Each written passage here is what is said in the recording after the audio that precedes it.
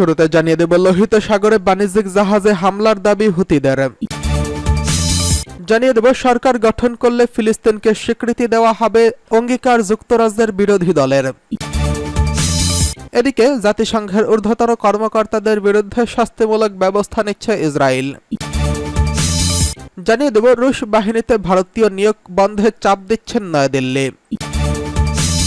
সর্বশেষ জানিয়ে দেব বিক্ষোভে উত্তাল আর্জেন্টিনার রাজধানী, পুলিশের সঙ্গে সংঘর্ষ। লোহিত সাগরে বাণিজ্যিক জাহাজে হামলার দাবি হুথিদের। ইয়েমেন উপকূলে লোহিত সাগরে একটি বাণিজ্যিক জাহাজে হামলার দাবি করেছে ইরান সমর্থিত ইয়েমেনের হুথি গোষ্ঠী। গাজার ইসরায়েলি যুদ্ধের প্রতিবাদে ফিলিস্তিনিদের সমর্থনে বুধবার লোহিত সাগরে এই হামলা চালানো হয়েছে বলে জানিয়েছে গোষ্ঠীটি। 2014 সালে ইয়েমেন সরকারকে উৎখাত করার পর থেকে সৌদির নেতৃত্বাধীন জোটের বিরুদ্ধে লড়াই চালিয়ে আসছে হুথি বিদ্রোহীরা। গাজায় ইসরায়েলের যুদ্ধ শুরুর পর গত নভেম্বর থেকে লোহিত সাগর ও এডেন উপসাগরে ইসরায়েলি মালিকানাধীন জাহাজকে লক্ষ্য করেছে এই গোষ্ঠীটি। গাজা উপত্যকায় ইসরায়েল ও হামাসের চলমান যুদ্ধে ফিলিস্তিনিদের সমর্থনে গুরুত্বপূর্ণ এই বাণিজ্যিক পথে প্রায় প্রত্যেক দিনই হামলা করছে হুতিরা। বুধবার এক বিবৃতিতে হুতির গোষ্ঠী বলেছে, তারা ড্রোন ও নৌ ড্রোন, আকাশ থেকে ছোড়া ড্রোন এবং ব্যালিস্টিক ক্ষেপণাস্ত্র ব্যবহার করে লোহিত সাগরে একটি জাহাজকে লক্ষ্যবস্তু বানিয়ে সামরিক অভিযান পরিচালনা করা হয়েছে। বিদ্রোহী নিয়ন্ত্রিত ইয়েমেনের বন্দর শহর হুদাইদা থেকে প্রায় 68 নটিক্যাল মাইল দক্ষিণ পশ্চিমে অবস্থান করা জাহাজটিতে ক্ষেপণাস্ত্র হামলা করা হয়েছে বলে জানিয়েছেন ব্রিটিশ সমুদ্র নিরাপত্তা বিষয়ক সংস্থা আমরে। বৃহস্পতিবার ব্রিটেনের সমুদ্র নিরাপত্তা বিষয়ক সংস্থা maritime trade operation agency UKMTO বলেছে, হুদাইদা থেকে প্রায় 66 নটিক্যাল মাইল দক্ষিণ পশ্চিমে ছোট একটি নৌযান থেকে এই জাহাজে হামলা করা হয়েছে। হামলার পরপরই ক্রুদের নিয়ন্ত্রণের বাইরে চলে যায় জাহাজটি। পরের দিন বিমান থেকে ছোড়া অজ্ঞাত একটি প্রজেক্টাইল ক্ষেপণাস্ত্র দিয়ে দ্বিতীয়বারের মতো হামলা করা হয় জাহাজটিতে। সামরিক কর্তৃপক্ষ ওই জাহাজটিকে সহায়তা করছে। মার্কিন সামরিক বাহিনীর সেন্ট্রাল কমান্ড এক বিবৃতিতে জানিয়েছেন, মনুষ্যবিহীন একটি যান ব্যবহার করে টুটর জাহাজে হামলা চালিয়েছে হুতি বিদ্রোহীরা। এতে জাহাজের ইঞ্জিন কক্ষ ক্ষতিগ্রস্ত হয় এবং পানি ঢুকে যায়। সরকার গঠন করলে ফিলিস্তিনিদের স্বীকৃতি দেওয়া হবে, আশ্বাস যুক্তরাষ্ট্রের বিরোধী দলের। যুক্তরাষ্ট্রের বিরোধী দল লেবার পার্টি ফিলিস্তিনকে স্বীকৃতি দেওয়ার অঙ্গীকার করেছেন। আগামী 4 জুলাই যুক্তরাজ্যে জাতীয় নির্বাচন অনুষ্ঠিত হবে। গত 23 তারিখে যুক্তরাজ্যের বর্তমান সরকারের মেয়াদ অন্তত 6 মাস আগে রেখেই আগাম নির্বাচনের জন্য জাতীয় নির্বাচনের ঘোষণা দেন বর্তমান প্রধানমন্ত্রী ঋষি সুনাক। খবর অনুসারে ব্রিটেনের বর্তমান বিরোধী দল লেবার পার্টির নির্বাচন পূর্ব জরিপে অনেক ব্যবধান এগিয়ে আছে। লেবার পার্টির নির্বাচনী ইশতেহারে বলা হয়েছে, ফিলিস্তিনি জনগণের জন্য ফিলিস্তিনি রাষ্ট্র অবিচ্ছেদ্য অধিকার।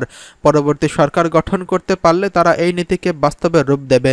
নির্বাচনী ইশতেহারে আরও বলা হয়েছে, শান্তি প্রচেষ্টার অংশ হিসেবে আমরা ফিলিস্তিনকে স্বাধীন রাষ্ট্র হিসেবে স্বীকৃতি দিতে অঙ্গীকারবদ্ধ।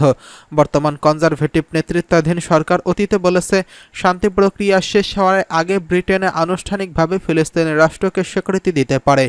গত মে মাসে স্পেন, আয়ারল্যান্ড ও নরওয়ে আনুষ্ঠানিকভাবে ফিলিস্তিনি রাষ্ট্রকে স্বীকৃতি দেয়। এতে ইসরায়েল ক্ষুব্ধ প্রতিক্রিয়া জানিয়ে বলেছিল, এই পদক্ষেপটি হামাসের 7 অক্টোবর গণহত্যার পুরস্কার হিসেবে কাজ করছে।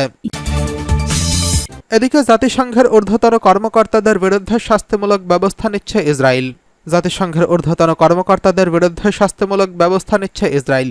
ফিলিস্তিনের গাজা উপত্যকায় নিরপরাধ শিশুদের উপর হামলা ও হাজার হাজার শিশুর মৃত্যুর কারণে ইসরায়েলি সেনাবাহিনীকে কালো তালিকাভুক্ত করেছে জাতিসংঘ। এই কারণে জাতিসংঘের ঊর্ধ্বতন কর্মকর্তাদের বিরুদ্ধে শাস্তিমূলক ব্যবস্থা নিয়ে তাদেরকে নিজ ভূখণ্ড থেকে বহিষ্কারের কথা ভাবছে ইসরায়েলি কর্তৃপক্ষ। ইসরায়েলি এক কর্মকর্তার বরাত দিয়ে গণমাধ্যমের প্রতিবেদনে এমনটি দাবি করা হয়েছে।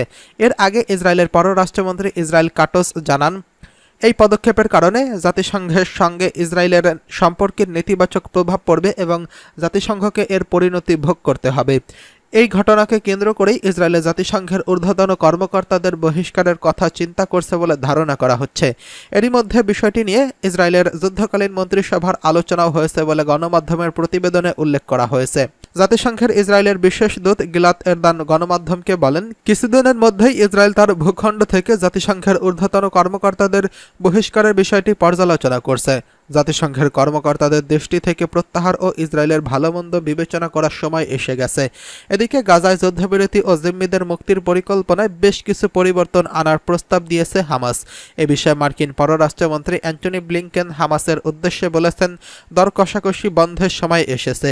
কাতারের রাজধানী দোহায় সাংবাদিকদের সঙ্গে আলাপকালে তিনি বলেন, কিছু পরিবর্তন প্রস্তাব নিয়ে কাজ করা গেলেও অন্যগুলো নিয়ে কাজ করার সুযোগ নেই। তবে যুক্তরাষ্ট্র ও আলোচনার মধ্যস্থতাকারী কাতার ও মিশর এই চুক্তিটির জন্য চেষ্টা করে যাবে।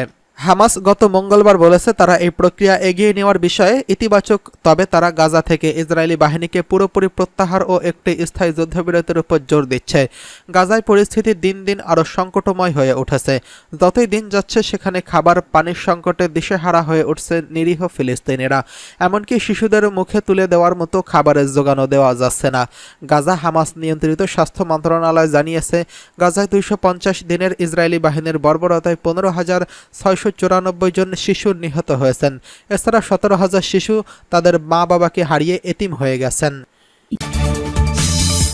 এদিকে রুশ বাহিনীতে ভারতীয় নিয়োগ বন্ধে চাপ দিচ্ছে নয়াদিল্লি।